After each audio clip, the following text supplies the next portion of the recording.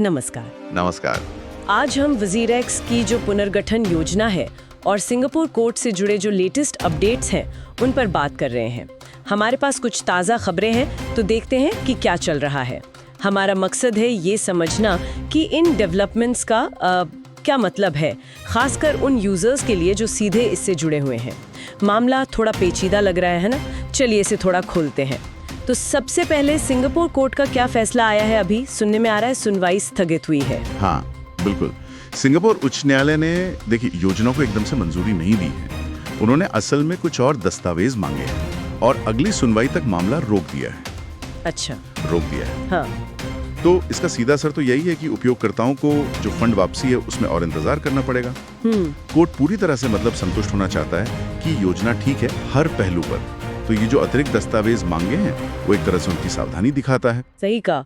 और इसी वजह से शायद वो रीवोट वाली प्रक्रिया भी चल रही है, मतलब दोबारा वोटिंग।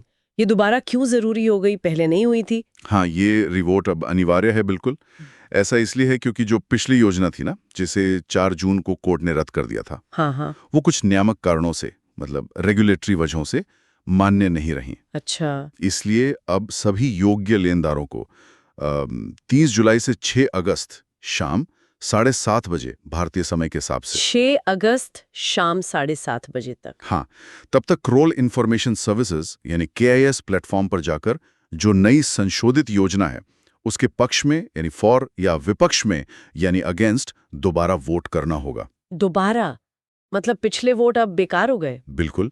वो जानना बहुत जरूरी है कि पहले जो वोट डाले थे वो अब गिने नहीं जाएंगे। अच्छा। और फिर एक स्वतंत्र मूल्यांकनकर्ता पूरी प्रक्रिया को वेरीफाई करेगा, उसके बाद ही रिपोर्ट कोर्ट में जाएगी। तो ये 6 अगस्त की डेडलाइन तो बहुत ही जरूरी है। लेकिन इस बीच एक और बड़ी खबर आई है, शायद योजना में कुछ बदलाव हुआ है। अब ये काम भारत से होगा। हाँ, ये एक काफी अहम बदलाव है।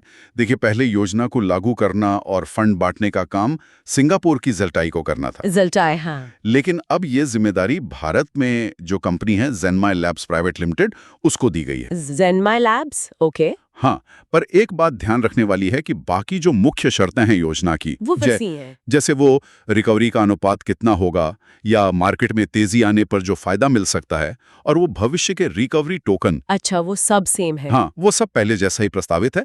बदलाव सिर्फ उस कंपनी में है जो इसे लागू करेगी। ये दिलचस्प है कि अब ये भारत से ऑपरेट होगा। अच्छा, एक और चीज का जिक्र था खबरों में, मॉरेटोरियम पीरियड बढ़ गया है। ये क्या होता है और ये क्यों जरूरी है? हाँ, मॉरेटोरियम का मतलब है एक तरह की कानूनी सुरक्षा।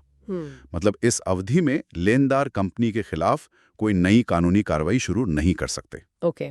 तो सिंगापुर कोर्ट ने वजीर एक्स के लिए ये जो सुरक्षा अवधि है, इसे अब 16 सितंबर 2025 तक बढ़ा दिया है। ओ, 2025 तक, यानी लगभग 1.25 साल और। हाँ, अगर हम इसे थोड़ा बड़े पिक्चर में देखें तो ये वजीर एक्स के लिए काफी राहत की बात है।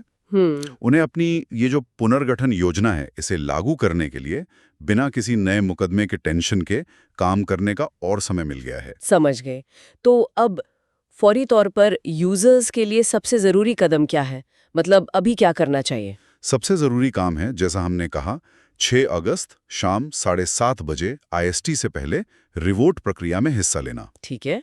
इसके लिए वजीर एक्स ऐप या वेब के जरिए KIS प्लेटफॉर्म पर लॉगिन करना होगा। KIS प्लेटफॉर्म पर? हाँ, और मेरी सलाह तो यही होगी कि वोट करने से पहले जो संशोधित योजना है और जो एक्सप्लेनेटरी स्टेटमेंट वगैरह है, वो सारे दस्तावेज ध्यान से पढ़ लें। हाँ, पढ़ना तो जरूरी है। बिल्कुल। और आज शाम 5:30 बजे एक ऑफिशियल टाउन हॉल, मतलब वेबिनार भी हो रहा है शायद, उसमें शामिल होकर सीधे सवाल पूछना भी एक अच्छा तरीका हो सकता है जानकारी लेने का। सोच समझकर वोट करना बहुत जरूरी है। सही बात है। और मान लीजिए योजना मंजूर हो जाती है कोर्ट से, तो फिर टोकन वितरण कब तक शुरू हो सकता है, कोई अंदाजा है? देखिए, जैसे ही सिंगापुर की अदालत से योजना को हरी झंडी मिलती है, तो जो नई भारतीय कंपनी है ज़ेनमाई इंडिया, ज़ेनमाई लैब्स, हाँ, ज़ेनमाई लैब्स इंडिया, वो टोकन बांटने की प्रक्रिया शुरू कर देगी। और उनका लक्ष्य है कि मंजूरी मिलने के 10 वर्किंग डेज के अंदर इसे पूरा कर लिया जाए। 10 वर्किंग डेज, ठीक है। तो ये भी एक अहम जानकारी है। जी ठीक है, तो अगर हम संक्षेप में देखें, सिंगापुर कोर्ट की फाइनल मंजूरी का इंतजार है। यूजर्स के लिए 6 अगस्त तक रीवोट करना बहुत जरूरी है। योजना लागू करने का काम अब भारतीय कंपनी ज़ेनमाई लैब्स करेगी और वजीर एक्स को सितंबर 2025 तक कानूनी कार्रवाई से मोहलत मिल गई है। यही है ना मोटी मोटी बात। हाँ बिल्कुल, यही सार है अभी तक का। चलिए जाते जाते एक सवाल सोचने के लिए छोड़ते हैं। ये जो योजना लागू करने वाली कंपनी का सिंगापुर से भारत यानी जन्माई लैब्स में बदलना है, क्या ये भविष्य में क्रिप्टो प्लेटफॉर्म और हमारे राष्ट्रीय नियामक मतलब नेशनल रेगुलेटर्स के बीच बदलते रिश्तों का कोई संकेत हो सकता है? खासकर तब जब शुरुआत में पूरा ढांचा अंतर्राष्ट्रीय अदालत से जुड़ा था। इस पर जरूर सोचा जा सकता है।